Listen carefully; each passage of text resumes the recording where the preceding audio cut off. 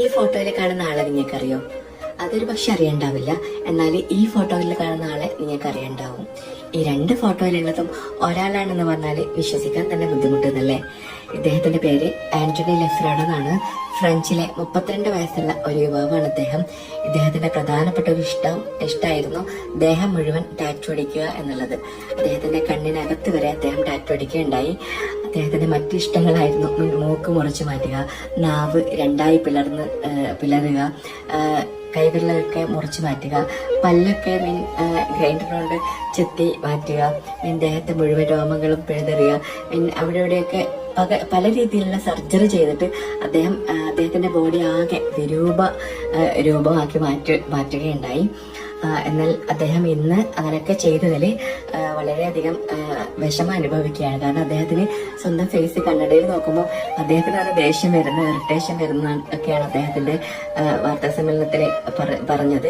കൂടാതെ അദ്ദേഹത്തിന് ഒരു പ്രണയിനെ കിട്ടുന്നില്ല, സ്വന്തം വീട്ടുകാർ പോലും അദ്ദേഹത്തോട് അകൽച്ച കാണിക്കുന്നു, കുട്ടികളൊന്നും അടുത്തു വരുന്നില്ല. ആകെ അദ്ദേഹം മാനസിക പ്രശ്നത്തിലാണ് ഇപ്പോൾ ഉള്ളത്. ശരിക്കും ഇദ്ദേഹത്തിന്റെ ഒരു ലൈഫിൽ നമുക്ക് മനസ്സിലാക്കാനുള്ളത്, നമ്മൾ ഏതൊരു ഇമോഷൻസിന്റെ പുറത്താണെങ്കിലും അല്ലെങ്കിൽ നമ്മളൊരു തീരുമാനം എടുക്കുമ്പോൾ അത് വിവേകപൂർവ്വം ബുദ്ധിയോടെ ആലോചിച്ച് ചെയ്യേണ്ട കാര്യങ്ങളാണ്. ഇദ്ദേഹത്തിന് ഇനിയിപ്പോൾ ഒരിക്കലും പഴയ ആവാൻ പറ്റുമെന്ന് എനിക്ക് തോന്നുന്നില്ല. അതുകൊണ്ട് തന്നെ നമ്മൾ എന്ത് തീരുമാനങ്ങൾ എടുക്കുമ്പോഴും കൃത്യതയോടെയും ആലോചിച്ച് തീരുമാനം എടുക്കണം എന്ന് പറയുന്നത് ഇതുകൊണ്ടാണ്. നിങ്ങൾ എടുക്കുന്ന തീരുമാനങ്ങളൊക്കെ നല്ലതാവട്ടെ, എല്ലാവർക്കും നല്ലത് മാത്രം വരുത്തട്ടെ എന്ന് ആത്മാർത്ഥമായിട്ട് പ്രാർത്ഥിക്കുന്നു. Thank you. ഈ ഫോട്ടോയിൽ കാണുന്ന ആളെ നിങ്ങൾക്കറിയോ? അതൊരു പക്ഷെ അറിയണ്ടാവില്ല. എന്നാൽ ഈ ഫോട്ടോയിൽ കാണുന്ന ആളെ നിങ്ങൾക്ക് അറിയണ്ടാവും.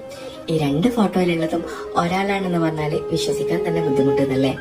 ഇദ്ദേഹത്തിന്റെ പേര് ആന്റണി ലെഫ്രാഡോ എന്നാണ്. ഫ്രഞ്ചിലെ 32 വയസ്സുള്ള ഒരു യുവാവാണ് അദ്ദേഹം. ഇദ്ദേഹത്തിന്റെ പ്രധാനപ്പെട്ട ഒരു ഇഷ്ടമായിരുന്നു ദേഹം മുഴുവൻ ടാറ്റു അടിക്കുക എന്നുള്ളത്. അദ്ദേഹത്തിന്റെ കണ്ണിനകത്ത് വരെ അദ്ദേഹം ടാറ്റു അടിക്കുകയുണ്ടായി.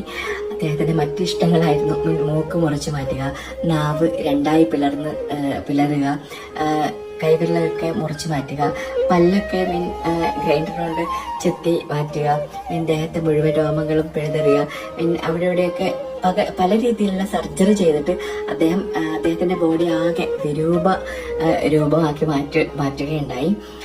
എന്നാൽ അദ്ദേഹം ഇന്ന് അങ്ങനെയൊക്കെ ചെയ്തതിൽ വളരെയധികം വിഷമം അനുഭവിക്കുകയാണ്. കാരണം അദ്ദേഹത്തിന് സ്വന്തം ഫേസ് കണ്ണടയിൽ നോക്കുമ്പോൾ അദ്ദേഹത്തിന് അത് ദേഷ്യം വരുന്ന, ഇറിറ്റേഷൻ വരുന്ന ഒക്കെയാണ് അദ്ദേഹത്തിന്റെ വാർത്താ സമ്മേളനത്തിൽ പറഞ്ഞത്. കൂടാതെ അദ്ദേഹത്തിന് ഒരു പ്രണയിനെ കിട്ടുന്നില്ല, സ്വന്തം വീട്ടുകാർ പോലും അദ്ദേഹത്തോട് അകൽച്ച കാണിക്കുന്നു, കുട്ടികളൊന്നും അടുത്തു വരുന്നില്ല. ആകെ അദ്ദേഹം മാനസിക പ്രശ്നത്തിലാണ് ഇപ്പോൾ ഉള്ളത്. ശരിക്കും ഇദ്ദേഹത്തിന്റെ ഒരു ലൈഫിൽ നമുക്ക് മനസ്സിലാക്കാനുള്ളത്, നമ്മൾ ഏതൊരു ഇമോഷൻസിന്റെ പുറത്താണെങ്കിലും അല്ലെങ്കിൽ നമ്മളൊരു തീരുമാനം എടുക്കുമ്പോൾ അത് വിവേകപൂർവ്വം ബുദ്ധിയോടെ ആലോചിച്ച് ചെയ്യേണ്ട കാര്യങ്ങളാണ്. ഇദ്ദേഹത്തിന് ഇനിയിപ്പോൾ ഒരിക്കലും പഴയ ആവാൻ പറ്റുമെന്ന് എനിക്ക് തോന്നുന്നില്ല. അതുകൊണ്ട് തന്നെ നമ്മൾ എന്ത് തീരുമാനങ്ങൾ എടുക്കുമ്പോഴും കൃത്യതയോടെയും ആലോചിച്ച് തീരുമാനം എടുക്കണം എന്ന് പറയുന്നത് ഇതുകൊണ്ടാണ്. നിങ്ങൾ എടുക്കുന്ന തീരുമാനങ്ങളൊക്കെ നല്ലതാവട്ടെ, എല്ലാവർക്കും നല്ലത് മാത്രം വരുത്തട്ടെ എന്ന് ആത്മാർത്ഥമായിട്ട് പ്രാർത്ഥിക്കുന്നു.